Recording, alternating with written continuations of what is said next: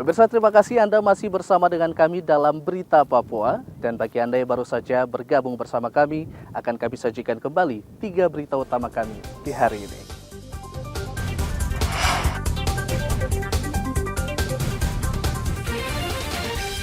Gerebek 3 lokasi dalam 10 hari, polisi di Merauke berhasil meringkus 3 pembuat miras oplosan.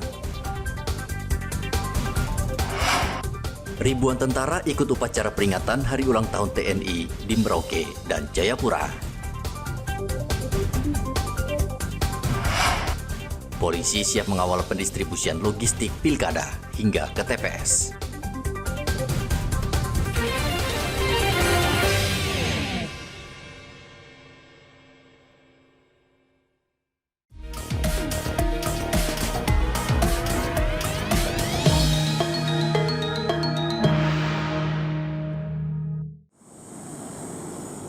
KPU Merauke saat ini sedang sibuk mempersiapkan pendistribusian logistik pilkada ke sejumlah kawasan di Merauke, Papua Selatan. Merauke merupakan salah satu daerah dengan medan yang sulit.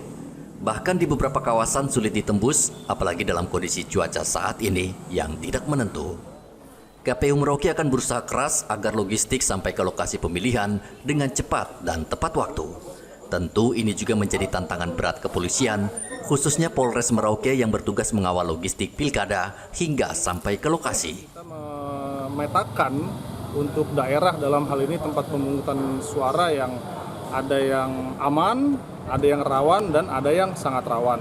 Itu tergantung dari faktor yang pertama geografis, ya. Letak geografis yang jauh, yang mungkin untuk mencapai ke sana butuh waktu, kemudian butuh alat transportasi yang tidak bisa setiap hari, itu memang kita petakan sebagai tempat yang sangat rawan. Namun demikian kita sudah memetakan dengan menempatkan personil di tempat yang sangat rawan tersebut, 1 TPS, 2 personil Polri, ya, dan ada 4 linmas, begitu. Ya.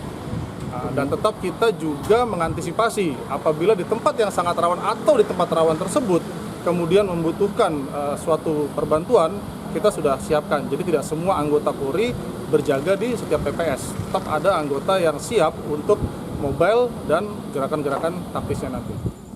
Saat ini KPU Merauke tengah menunggu kedatangan logistik pilkada. Untuk tahap pertama, KPU akan menerima bilik suara, kotak suara, dan formulir.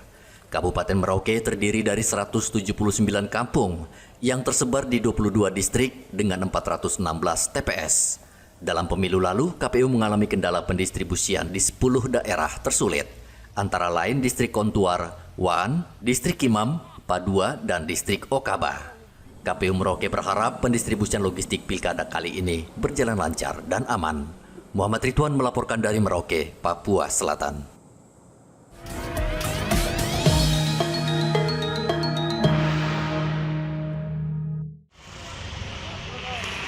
Badan Pengawas Pemilu Bawaslu Provinsi Papua mengingatkan pasangan calon kepala daerah yang maju di Pilkada 2024 pada 27 November mendatang untuk tidak menggunakan fasilitas negara dan harus mengajukan cuti saat masa kampanye. Komisioner Bawaslu Papua Yofre Piryamta mengatakan fasilitas negara yang dimaksud diantaranya seperti rumah dinas atau jabatan, mobil dinas, dan bentuk fasilitas lainnya yang berkaitan dengan jabatan yang berasal dari uang negara. Jika larangan ini tidak dipatuhi, maka akan dikenakan sanksi pidana penjara selama 6 bulan.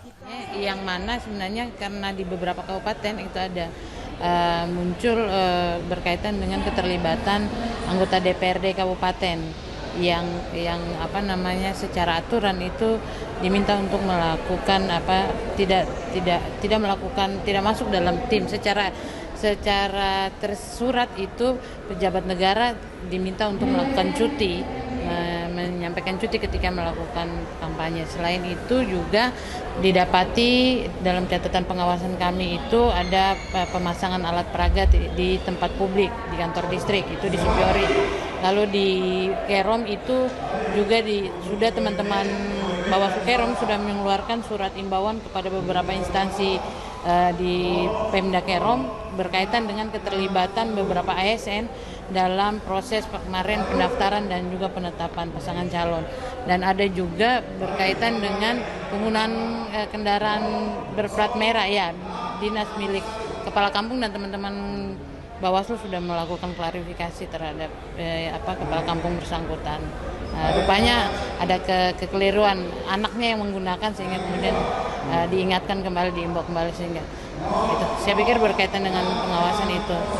Jadi ingat himbauannya untuk tidak menggunakan fasilitas negara ya? Ya, karena itu juga diatur dalam undang-undang. Kita tidak tim pasangan calon ataupun pasangan calon yang juga punya jabatan tertentu dia diharapkan tidak menggunakan fasilitas negara dalam melaksanakan kampanye. Yofre Piryamta menambahkan, Bawaslu juga mengimbau seluruh pasangan calon agar kampanye sesuai dengan aturan dan ketentuan yang telah ditetapkan.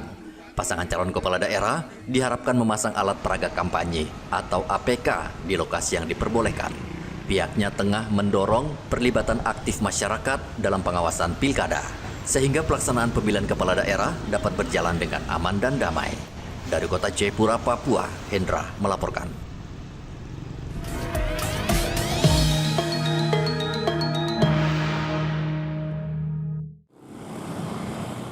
Empat pasangan calon gubernur dan wakil gubernur Provinsi Papua Selatan saat ini tengah berkampanye di zona yang sudah ditentukan KPU.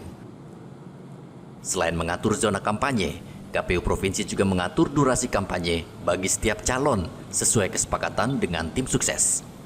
Bawaslu Papua Selatan meminta seluruh pasangan calon gubernur agar menaati waktu kampanye karena ada kecenderungan para calon tidak mematuhi waktu yang sudah ditentukan. Ketika aturan kampanye ini kita berpedoman pada PKPU nomor 13 tahun 2024 tentang kampanye.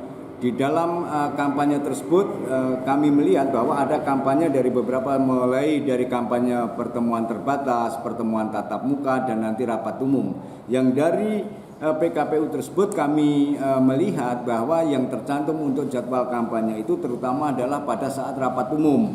Rapat umum itu nanti dimulai pada pukul 9 dan berakhir pada pukul 16. Tetapi untuk kegiatan-kegiatan yang lain tahapan kampanye ini kami juga menghimbau sebaiknya juga para calon ini dan tim kampanye melakukan kampanye ini ya mulai dari jam 8 sampai jam 6, menghargai masyarakat yang lagi ibadah dan sebagainya. Jangan dilakukan di luar jadwal yang telah ditentukan. Keempat paslon gubernur Papua Selatan saat ini giat berkampanye di sejumlah daerah di Papua Selatan untuk menarik simpati warga. Paslon juga diimbau tidak melibatkan anak-anak saat berkampanye. Muhammad Ridwan melaporkan dari Merauke, Papua Selatan.